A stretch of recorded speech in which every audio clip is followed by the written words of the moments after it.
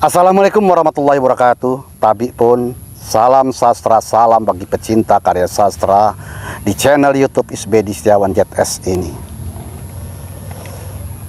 Saya berharap dukungan Anda melalui subscribe sehingga media publikasi karya sastra di kanal YouTube ini terus hidup. Saya akan membacakan sebuah esai saya ketika 1 bulan berada di Belanda, yang dimuat pertama kali di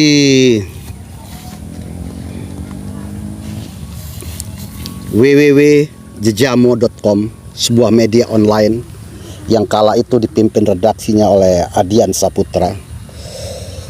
Setiap hari catatan saya dari sana dimuat atau dipublikasikan di jejamo.com. Lalu saya saring, jadilah untuk semacam kata pengantar kumpulan puisi saya sehimpun sajak November musim dingin tahun 2015. Surat dari Belanda. Esai pengantar. Pada November ini di Belanda suhu berada 11 derajat Celcius. Aku seakan di dalam kulkas. Sudah berapa butir vitamin C kukunya. Aku tak ingin kehilangan daya. Aku tiba-tiba selalu lapar dan ingin makan. Membuat rokok yang kubawa dari tanah air tak begitu banyak kubakar. Tapi makanan kesukaanku dan sepertinya wajib, yakni nasi putih dan lauk sambal goreng jengkol atau petai dan julang jaling, tak kutemui di Belanda. Kini aku makan kapsalon. Ini hanya istilah yang ada di Belanda, made in Turki. Makanan kentang dan daging goreng dibaur mentimun, tomat, sayur-sayuran. Kau tahu, aku tak suka sayur. Kupilih kentang dan dagingnya saja. Seperti biasa kita di McDonald ataupun KFC. Di negeri kincir angin, aku rindu makanan yang diolah oleh tanganmu. Tetapi itu kelak, 20 hari kemudian, saat aku pulang membawa kenangan. Aku kembali padamu dengan mengantongi imajinasi, meski aku tak tahu apakah puisi masih berguna di tengah kecamuk politik, intrik, fitnah, sindir-menyindir, kejahatan berdasi, pencurian, dan pembegalan motor. Tetapi tak berarti di luar negeri ini lebih aman, sebab seperti cerita mahasiswa Indonesia di Rotterdam bahwa pencurian sepeda terlalu kerap terjadi. Istriku, di Amsterdam aku bermalam. Tak ada bintang di sini. Suhu masih tak beranjak dari 11 derajat Celcius. Rinai luruh, sangat dingin. Tak hanya jaket penghangat ku pakai, di dalam berlapis kaos lagi. Aku menginap di sebuah hotel sederhana. Dari jendela kamar aku leluasa memandang kesibukan di luar sana. Orang-orang melangkah gegas, berpakaian tebal, penutup kepala, entah menuju kemana dan untuk keperluan apa.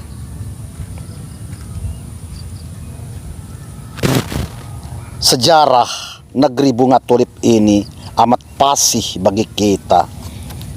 Di suatu masa, negeri dengan penduduk bertubuh tinggi dan tegap, hidung mancung, pernah singgah dan menjajah bangsa kita. Seluruh kekayaan bumi, rempah, lada, kopi, ataupun pala diangkut ke negeri ini. Kala itu VOC amat berkuasa dan menakutkan. Tetapi sekarang aku tak takut lagi. Jiwa perlawanan telah mengakar dalam diriku. Aku tak was-was ketika di depan mereka. Para pahlawan telah mematri keberanian. Catat, aku anak Indonesia. Tak boleh ada bangsa lain memandang rendah. Hanya dilihat sebelah mata, satu telapak tangan. Ya, istriku meminjam lirik lagu. Nenek moyangku seorang pelaut. Artinya, siap menghadang dan menembus badai sampai ke dermaga.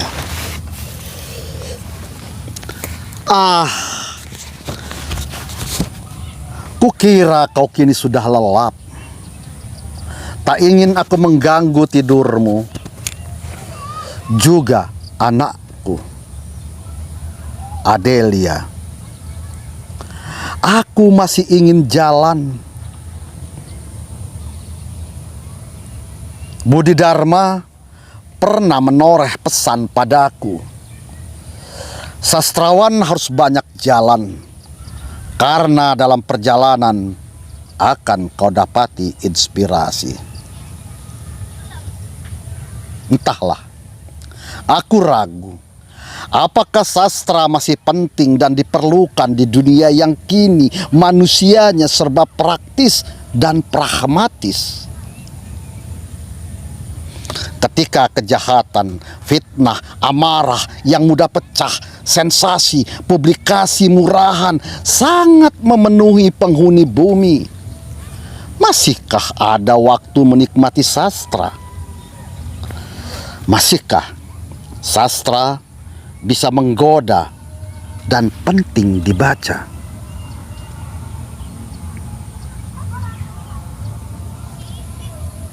Ini malam hujan pertama turun, pertama pula pada musim dingin. Suhu belum juga beranjak dari 10 derajat. Tetapi orang-orang tak surut. Mereka menembus hujan dengan bersepeda. Aku ingin belajar cara disiplin di jalan raya, mendahulukan pejalan kaki, memberi lajur bagi pesepeda, tak gampang emosi seperti bangsa kita. Tidak merasa hebat di jalan raya saat memacu mobil. Ingin kutinggalkan ruang ini dan masuk kamar. Namun aku masih letih setelah memutari kota. Museum Van Gogh dan museum lainnya. Jaketku dan penutup kepalaku basah oleh hujan sepanjang jalan. Padahal ini bukan ruangku. Sulit menghindari dari dimensi yang bukan kuinginkan. Kalau saat ini kau terbangun dan ku yakin dalam sepertiga malam kau berwudu dan sholat qiyamullah, doakan aku sepenuh harapmu agar aku tak terperangkap dalam kubangan sampah.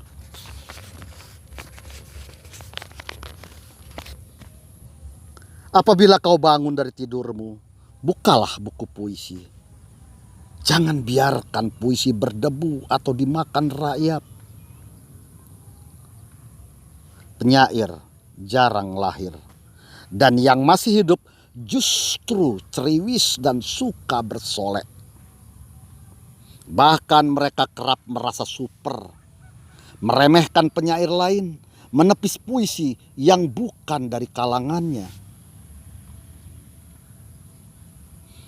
Jikapun puisi tak begitu penting sebab dianggap tak mampu mengubah situasi, puisi masih perlu dibaca karena di dalamnya ada rahasia hidup ini. Selamat pagi istriku, selamat menatap matahari Indonesia.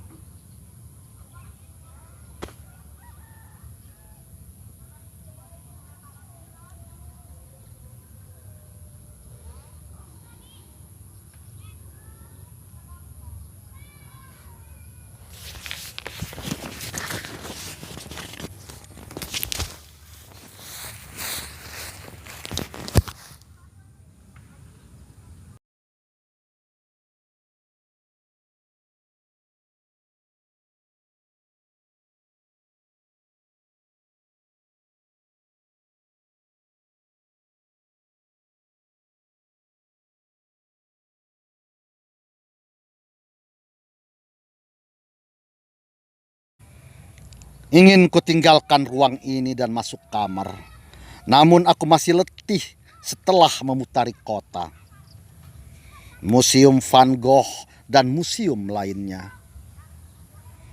Jaketku dan penutup kepalaku basah oleh hujan sepanjang jalan.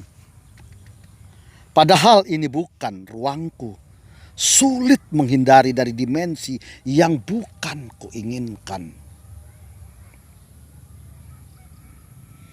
Kalau saat ini kau terbangun dan ku yakin dalam sepertiga malam kau berwudu dan sholat qiyamullah, doakan aku sepenuh harapmu agar aku tak terperangkap dalam kubangan sampah.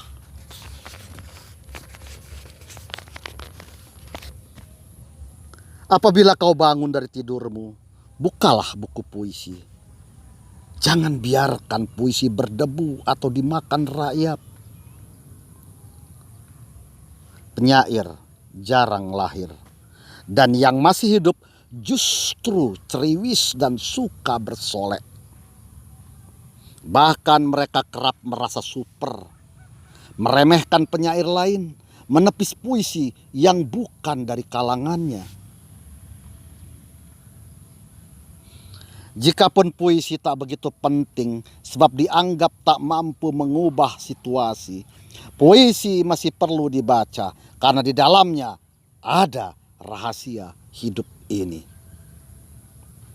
Selamat pagi istriku, selamat menatap matahari Indonesia.